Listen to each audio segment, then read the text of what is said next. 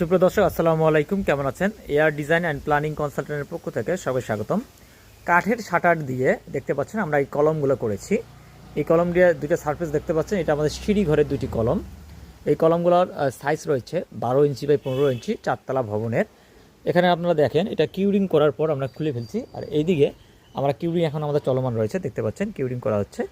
তো এখানে দেখতে পাচ্ছেন এই কলমটা দেখেন, আপনারা যারা কাঠের শাটার দিয়ে কাজ করবেন তাও কিন্তু সুন্দর কলম করা সম্ভব। এর জন্য কিছু নিয়ম আপনাকে ফলো করতে হবে। কাঠের যে ভিতরে যে সারফেসটি হবে এই শাটারের ক্ষেত্রে, এটা অবশ্যই পাতলা পলিথিন বা সুন্দর চট দিয়ে সুন্দরভাবে পেঁচাই দিয়ে ভালো করে যদি আপনারা এই শাটারিংগুলো করে নেন, তাহলে আপনার দেখবেন আপনার কাঠের শাটার দিয়েও অনেক সুন্দর কলমের সার্ভিস নিয়ে আসা যায়। সেটার প্রমাণ দেখতে পাচ্ছেন, এই ফ্লাশটা অনেক সুন্দর হয়েছে। আমার সাইড প্রজেক্টে এসে আমার এটা খুব ভালো লাগলো, যে আসলে সুন্দর লাগতেছে। তো অবশ্যই কাঠের শাটার দিয়েই কলম যখন করবেন এই নিয়মগুলো ফলো করবেন। আসসালামু আলাইকুম।